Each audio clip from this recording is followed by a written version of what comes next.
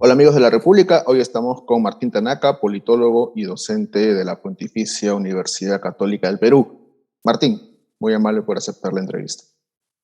Gracias también por la invitación. Usted ha afirmado en una columna reciente que la atención mediática, ciudadana también, suele centrarse en las disputas, interacciones entre los poderes ejecutivo y legislativo, ¿no? Entre sus enfrentamientos, pero que hay otros sectores en pugna, no necesariamente representados, pero que sí tienen influencia importante sobre las decisiones que se toman en el país. ¿A quiénes se refiere, Martín? Bueno, creo que efectivamente hay un trasfondo, ¿no es cierto? Hay un trasfondo detrás de lo que sucede en la arena parlamentaria y en donde creo yo que hay, por un lado, un sector de derecha muy conservador, ¿no es cierto?, que se ha organizado y que se ha ido radicalizando en el último tiempo, ¿no? Y que siente que ha perdido, que siente que ha ido perdiendo posiciones y está haciendo un esfuerzo coordinado, digamos así, articulado por recuperar espacios. Esa influencia, claro.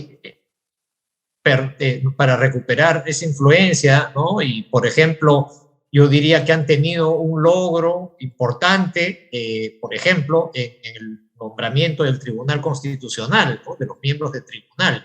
Claro. Y es extraño porque esto ha sido posible porque junto a este grupo conservador de derecha ha votado un grupo de extrema izquierda. Se ha sumado un grupo de extrema izquierda que también es muy conservador en términos de ciertos valores. Comprendo. ¿No es cierto? Y del otro lado hay un grupo, digámoslo así, más liberal, más de centro, que ha apostado más por reformas institucionales, ¿no? Que ha permitido esa especie de alianza entre un sector liberal de derecha y un sector antifujimorista de izquierda, ¿no? Permitieron que en los últimos años avanzaran cosas como la reforma universitaria, ¿no? y otras cosas más.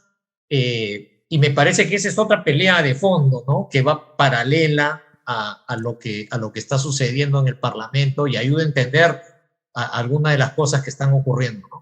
Para entenderlo bien, esta alianza entre la derecha más conservadora y la izquierda más radical es la que está ocupando el lugar que tenía antes la alianza que usted describió hace unos minutos. Está desplazando esta alianza que usted describió hace unos minutos, esta alianza más liberal. Sí, porque digamos, yo creo que lo que ocurría en el Perú hasta el 2016, digamos, entre el 2001, 2 y 2016, entiendo, lo que ocurría era que espontáneamente, ¿no es cierto?, hubo una especie de confluencia entre un sector liberal de derecha promercado que también pensaba que algunas reformas institucionales eran importantes. Eran necesarias, correcto. Así es, y coincidía con un sector de izquierda antifujimorista, digámoslo así, ¿no? Entonces había una especie de centro político más fuerte y donde los que quedaban fuera era la izquierda más radical, más antineoliberal, digamos, ¿no? Más radical, y una derecha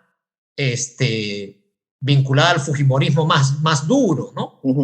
Entonces, eso es lo que se ha roto en el último tiempo, ¿no? Y el centro se ha debilitado y se han fortalecido estos extremos que extrañamente convergen para algunas cosas, ¿no? Eso es interesante porque se habla mucho de que convergen, pero no se va al fondo de cuáles son esos puntos de convergencia. Entonces, yo entiendo que lo que usted plantea, que estos puntos de convergencia entre esta izquierda más radical y esta derecha mucho más conservadora, derecha extrema, lo llama usted incluso en su columna, es el conservadurismo y el desprecio a las instituciones. Un poco serían esos los ejes que los relacionan. Sí, yo diría que yo diría que hay esos dos puntos de contacto, ¿no? Valores conservadores, tradicionales, ¿no? Y del otro lado, esta percepción de que hay problemas más importantes en el país que estos problemas institucionales, ¿no? Caviares, ¿no? Problemas caviares, ¿no? Exacto, y esa es una agenda caviar, ¿no? El respeto a las instituciones, la democracia, son cosas cosméticas, ¿no? Son exquisiteces, digámoslo así, cuando supuestamente la gente tiene otros intereses, ¿no? Y se ha generado pues este enemigo, ¿no? Este enemigo de una suerte de orden, entre comillas, caviar, como dices tú, una mafia caviar, y en esa retórica extrañamente coincide la extrema izquierda y la extrema derecha, ¿no? Usted ha hecho un llamado en esta columna a la que hice referencia hace unos minutos a que la respuesta a todos estos problemas, que son innegables, ¿no?, tiene que pasar necesariamente por el respeto de la legalidad, y lo cito textualmente, y la defensa de la institucionalidad. ¿Ve usted un peligro de quiebre democrático en el Perú, señor Tanaka? Yo creo que sí, en el sentido de que, digamos, no un quiebre institucional abierto, ¿no?, convencional, del tipo un golpe de Estado militar, ¿no? Pero sí un estiramiento de las reglas constitucionales al punto de volverlas, pues, irreconocibles y darle un manto de legalidad a lo que podría ser efectivamente una ruptura, ¿no? Ejemplo, la declaratoria de la vacancia por incapacidad moral de la presidencia, ¿no? Yo diría que eso es claramente un estiramiento de la norma constitucional para justificar una decisión política, ¿no? Yo creo que ese riesgo existe, pero también otra cosa que creo que es importante señalar es que vivimos un entrampamiento muy peculiar, ¿no? Porque de un lado está esta agenda conservadora, ¿no es cierto?, que en algunas ocasiones coincide y en otras ocasiones no coincide con el gobierno.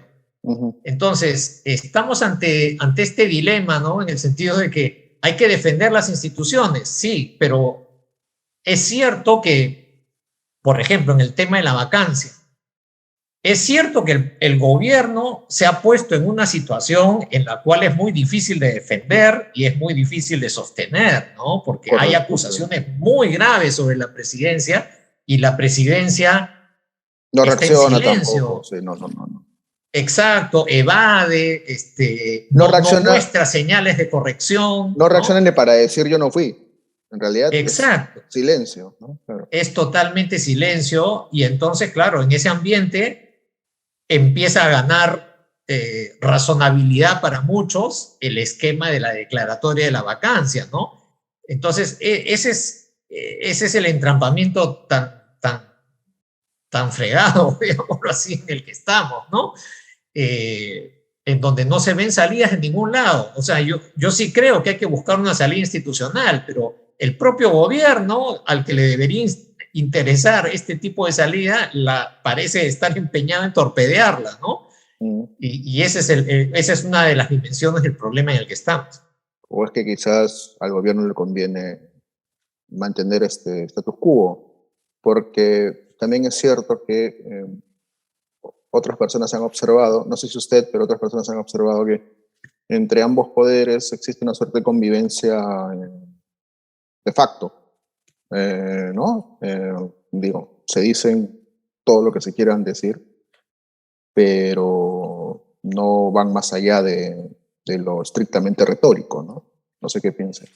Sí, y como empezamos conversando, hay una amplia zona de acuerdos en términos más de estos valores más conservadores y más populistas, por así decirlo, ¿no?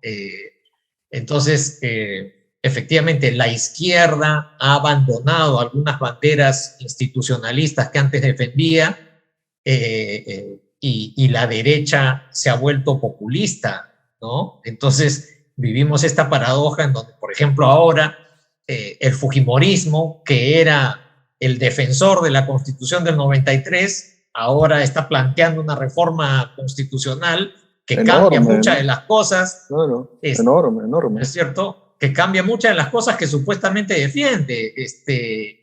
Aprueba iniciativas económicas en contra de las reformas de la economía de mercado que supuestamente defendía, ¿no? Y en eso coincide también con un sector de la izquierda que se deja, que también está manejando un discurso muy populista, ¿no? Muy simplón respecto a cuáles son las soluciones a los problemas, ¿no? Uh-huh. ¿Usted diría que las salidas son nuevas elecciones generales, señor Tanaka? Yo creo que no es un escenario que no es deseable, pero tal vez sea un escenario inevitable, ¿no? Porque es cierto que este es un gobierno que pierde respaldo cada vez más, incurre en errores y en problemas sobre asuntos que son críticos, ¿no? Uh-huh. Y no da señales de ser mínimamente consciente de la gravedad de la situación en la que está y de la necesidad de hacer correcciones, ¿no? Entonces, claro, lo ideal sería que el gobierno reaccionara, ¿no? Y que se relanzara y que tuviera, pues, y que pusiera por delante objetivos de política, ¿no? Uh-huh. Antes que la lógica que está siguiendo de poner gente cercana, simplemente, y no importando para qué. Eso sería lo ideal, que el gobierno reaccionara y se relanzara y se reencauzara.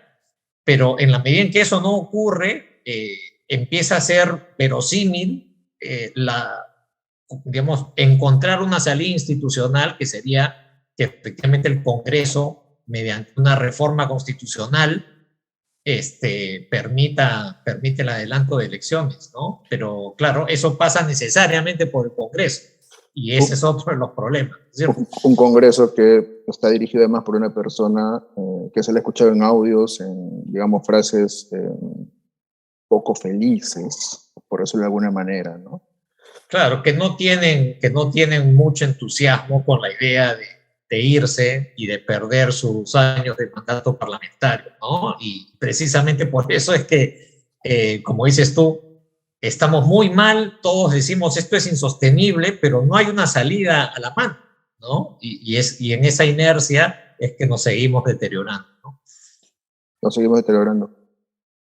¿Cuál sería entonces la posible salida frente a la negativa de los actores principales de proponernos a los ciudadanos una ventana de emergencia?